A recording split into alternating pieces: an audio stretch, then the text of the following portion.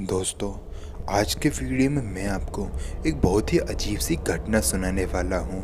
ये घटना घटी है डेक्स्टर नाम के एक इंसान के साथ में, जो कि एक फॉरेस्ट रेंजर है। उसके हिसाब से वो ये नहीं जानता कि उसका इस घटना में जिस जीव से सामना हुआ है वो वेंडिगो है या नहीं। इसलिए मैं भी इस कहानी में वेंडिगो का कोई भी पुष्टि नहीं करूँगा। अगर आपको ये कहानी अच्छी लगे तो वीडियो को लाइक करिएगा और कमेंट करके बताइएगा कि मैं अगली वीडियो किस टॉपिक पर लेकर आऊँ। और अब आगे की कहानी मैं आपको सुनाऊँगा डेक्स्टर जी के पॉइंट ऑफ व्यू से। मेरा नाम डेक्स्टर है। ये घटना मेरे साथ सन 1970 में घटी थी। ये घटना बहुत ही ज़्यादा पुरानी है। फ़िलहाल तो मैं बहुत ही ज़्यादा बूढ़ा हो चुका हूँ, लेकिन अब मेरे पास इतने ज़्यादा साधन हैं कि मैं अपनी इन कहानियों को दुनिया के सामने रख सकता हूँ। वैसे तो मेरे पास जंगलों की कहानियाँ बहुत सारी है जो मैं आपको सुना सकता हूँ, क्योंकि जंगलों में मेरे साथ बहुत ही ज़्यादा अजीब सी घटनाएं घट चुकी हैं।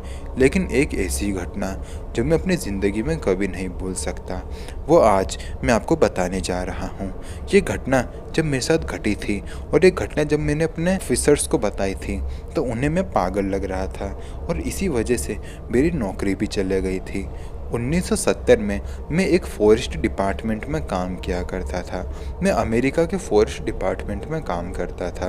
मेरे साथ मेरा एक और दोस्त भी काम किया करता था जिसका नाम मार्क था। उसे जॉब ज्वाइन करे हुए 2 साल हो चुके थे। वैसे तो मार्क मुझसे बहुत ही ज़्यादा छोटा था, लेकिन उसकी बातों से ऐसा बिल्कुल भी नहीं लगता था कि वो मुझसे छोटा हो। हम दोनों की बनती भी बहुत अच्छी थी। हमारे ऑफिसर्स जो हमसे बड़े थे, उन्होंने एक दिन हमें ये ऑर्डर दिया कि हम लोग रात को एक बार जंगल के बाहर का चक्कर मार लिया करें, क्योंकि अक्सर जंगलों में चोर डाकू लुटेरे अपना बसेरा बसा लेते हैं। हमें बस ये कहा गया था कि हम लोग बस वहाँ एक चक्कर मार कर वापस आ जाया करें। तो हर रात को मैं और मार्क पैदल ही उस जंगल के बाहर राउंड मारने चले जाया करते थे। वो जंगल वैसे तो बहुत ही ज़्यादा बड़ा था, और रात में तो वो और भी ज़्यादा डरावना लगता था। उस जंगल के बारे में बहुत सी कहानियाँ मशहूर थी कि ये जंगल शापित है और इसमें एक शापित शैतान को भी पाया जाता है। मैं उस शापित शैतान का नाम तो जानता नहीं था, और मैं इन सब चीज़ों पर यकीन भी नहीं करता था। तो जब हमें ये ऑर्डर दिया गया तो हर रात की तरह मैं और मार्क उस रात को भी, जब मेरे साथ एक घटना घटी थी, उस रात को भी मैं और मार्क जंगल के बाहर राउंड मार रहे थे। तभी हमें 2 आदमी दिखाई दिए जिनके हाथ में बड़े बड़े बैग थे, और उन्होंने अपने मुंह पर मास्क लगा रखा था। रात के करीबन 2-2:30 बज रहे होंगे। हमारे हाथ में टॉर्च भी थी। हमने उनके मुंह पे टॉर्च मारी। जैसे ही हमने उनके मुंह पे टॉर्च मारी तो वो हमें देखकर भागने लगे। शायद उन्हें ये पता चल गया था कि हम लोग फॉरेस्ट डिपार्टमेंट वाले हैं। उनको भागता देख हमें ये तो पक्का हो चुका था कि ये पक्का कोई चोर डाकू या फिर कोई लुटेरे होंगे। हमारे पास जो बंदूक थी, हमने वो बंदूक उनके ऊपर तान दी और चिल्लाते हुए मैंने कहा, तुम जहाँ हो वहीं रुक जाओ, वरना हम लोग तुम्हें गोली मार देंगे। वैसे अगर हम लोग चाहते तो हम लोग उन्हें गोली मार भी सकते थे, क्योंकि हमें ये परमिशन थी कि हम लोग हमारे राइफल को इंडिपेंडेंटली शूट कर सकते थे। खैर, जब वो लोग उस जगह पर रुके तो मार्क ने कहा कि अपने हाथ ऊपर करो और तुम्हारे हाथ में जो बैग है उसे नीचे पटक दो। उन दोनों ने अपने हाथ ऊपर किए और बैग को नीचे पटक दिया। हम लोग उन दोनों के पास गए। मैंने उसमें से एक दूसरे आदमी को पकड़ा, मार्क ने पहले आदमी को पकड़ा। हम दोनों ने उनके बैग को अपने पीछे टांग लिया था। हम लोगों ने उन्हें पूछने की बहुत कोशिश करी कि तुम लोग कौन हो, कहाँ से आए हो और कहाँ जा रहे हो। दोनों ने अपना मुंह खोलने से मना कर दिया। मार्क उन दोनों के ऊपर गन पॉइंट करके खड़ा हुआ था, और मैं उनके बैग को चेक करने लगा। उनके बैग में कुछ खास नहीं था, लेकिन हाँ, उनके बैग में बहुत सारे कपड़े और बहुत ही सारे पैसे थे, जिनको देखकर ये लग रहा था कि ये दोनों उन दोनों बैगों को कहीं से चोरी करके लाए हों। हम दोनों ने उन दोनों को पकड़ा और अपने डिपार्टमेंट में जाने लगे। लेकिन मार्क के पास जो लड़का था उसने अचानक से एक हरकत करी। वो मार्क को अपने आप से छुड़ा के जंगलों के अंदर भाग गया। मैंने मार्क को कहा कि तुम मेरे वाले बंदे को पकड़ो, मैं उसे पकड़ के लाता आता हूँ। मार्क ने मेरे वाले बंदे को पकड़ा। मैंने वो बैग वहीं उतार दिया था जो मैंने अपने बैग पर टांगा हुआ था।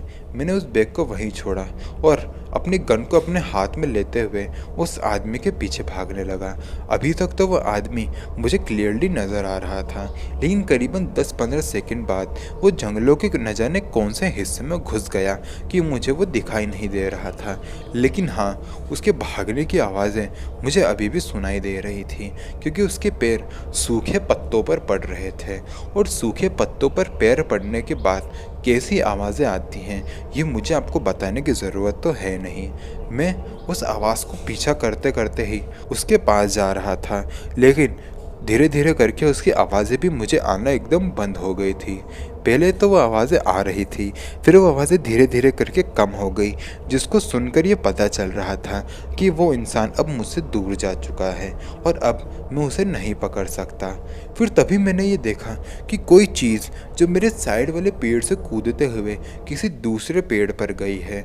मैं उस चीज़ को तो नहीं देख पाया, लेकिन मुझे बहुत ही ज़्यादा गंदी सी दुर्गंध आना शुरू हो गई थी। उस दुर्गंध को सूंघकर ऐसा लग रहा था कि मानो किसी ने मेरे हाथों में ही मांस के लोथड़े को पटक दिया हो। इतनी गंदी बदबू मेरे नाक को एकदम सड़ा रही थी। मैं उस पेड़ के पास जाकर बैठ गया, क्योंकि मैं बहुत ही ज़्यादा डर चुका था। मुझे पता भी नहीं था कि मैं जंगल के कौन से हिस्से में अभी फ़िलहाल हूँ। मेरे हाथ में बंदूक तो थी, लेकिन मैं फिर भी बहुत ही ज़्यादा डरा हुआ था। ऊपर से मेरे सामने से अभी जो चीज़ निकली थी उसने मुझे और ज़्यादा डरा दिया था। और सबसे ज़्यादा डरावनी बात तो मैंने अभी आपको बताई ही नहीं है। अब मैं आपको बताता हूँ। वो चीज़ शायद से एक वेंडिगो थी। मैंने अपने कुछ ऑफिसर्स के ही मुंह से वेंडिगो की कहानी सुनी हुई थी। उनके हिसाब से वेंडिगो एक दुबला पतला सा जीव होता है, जिनकी हाइट करीबन 10 से 12 फीट की होती है। वो इसी जंगलों में पाए जाते हैं और उनके पास से मांस की बदबू आती है। ऐसी कुछ चीज़ें मैंने अपने बड़े ऑफिसर्स के मुंह से सुनी हुई थी और अब ये सारी चीज़ें मेरे साथ हो रही थी। फिर तभी पेड़ के नीचे एक चीज़ उतरी, जिसको देखकर मेरी जान निकल गई। मैंने देखा कि मेरी आंखों के सामने वेंडिगो खड़ा हुआ था। मैंने जैसे अपने ऑफिसर्स के मुंह से उस जीव का डिस्क्रिप्शन सुना था, सेम टू सेम उसी तरीके का जीव मेरी आंखों के सामने खड़ा हुआ था। वो एकदम सफ़ेद कलर का था। उसका मुंह एक हिरण का था। वो बहुत ही ज़्यादा दुबला पतला था। उसकी हाइट करीबन 10 से 12 फीट रही होगी।